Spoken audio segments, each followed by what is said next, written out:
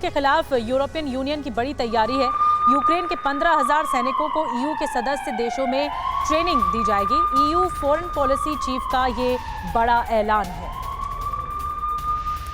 तो देखिए, यही बात है, यही सवाल है कि ईयू लगातार पीछे से सपोर्ट कर रहा है यूक्रेन के 15,000 यूक्रेन के जो सैनिक हैं उन्हें ट्रेन कौन करेगा? यूरोपीय यूनियन ट्रेन करेगा। यूरोपीय यूनियन अभी तक फाइनेंशियल हेल्प तो दे ही चुका है यूक्रेन को, लेकिन अब सैनिकों को ट्रेनिंग देने की भी हेल्प करने वाला है, ये जानकारी सामने आई है।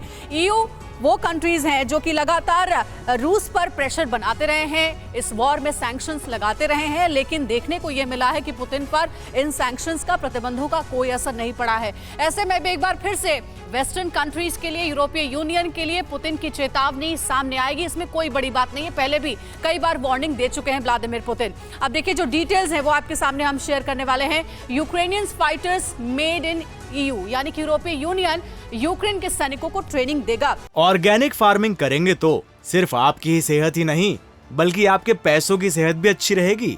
ऑर्गेनिक फार्मिंग सीखनी है तो फ्रीडम ऐप को अभी डाउनलोड करो।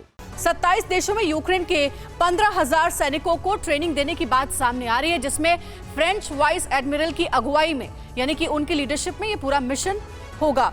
यूरोपियन पीस फैसिलिटी के तहत ट्रेनिंग फंड भी अलॉट किया गया है। यूक्रेनी सैनिकों की ट्रेनिंग के लिए कुल 16 मिलियन यूरो का फंड जारी किया गया है। और देखिए, जून 2023 तक जर्मनी 5,000 यूक्रेनी सैनिकों को ट्रेनिंग देगा, ये टारगेट टाइम भी रखा गया है। स्लोवाकिया में ट्रेनिंग सेंटर बनाने का ऐलान किया गया है।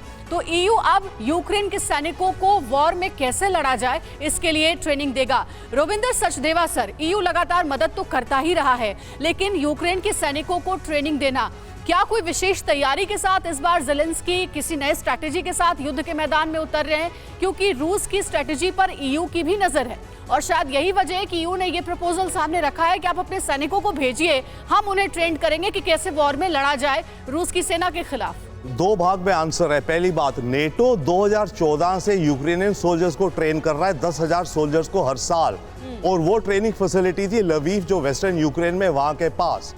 तभी यूक्रेनियन आर्मी इतना अच्छा लड़ रही है। 80,000 सोल्जर ट्रेन हुए हैं और इन्होंने पूरी यूक्रेनियन, और इनमें से कुछ ट्रेनिंग कैंप को टारगेट भी किया गया था शुरुआत में। एग्जैक्टली तभी करा था। और यूक्रेनियन आर्मी की पूरी मैनेजमेंट सिस्टम बदल दिया है। रशिया इतना सफर कर रहा है क्योंकि उनकी टॉप डाउन आर्मी है। यूक्रेनियन आर्मी को ह्यूमन रिसोर्स एंगल से डिसेंट्रलाइज्ड टीम्स बना दिया है। तभी तो पहले दिन से कह रहे हैं कि हम हेल्पलेस हैं, हमें मदद करो। तो ईयू तो सामने आकर कर ही रहा है। ईयू ऑलरेडी कर रहा था, अब वॉर शुरू हो गई तो फैसिलिटी बर्बाद हो गई थी, तो इसलिए अब जर्मनी में, स्लोवाकिया में स्टेशंस बना रहे हैं। सॉरी टू बटन सर, लेकिन अब इसी दूसरे पॉइंट पर आते हैं। क्या अमेरिका ने भी तो ईयू के ऊपर ये दबाव बनाया ना कि अब नाम पर आप मदद जरूर करिए, आर्थिक मदद तो की, अब महज 5,000 को ट्रेनिंग देने से क्या हो जाएगा? ऑर्गेनिक फार्मिंग करेंगे तो सिर्फ आपकी ही सेहत ही नहीं, बल्कि आपके पैसों की सेहत भी अच्छी रहेगी। ऑर्गेनिक फार्मिंग सीखनी है तो फ्रीडम ऐप को अभी डाउनलोड करो।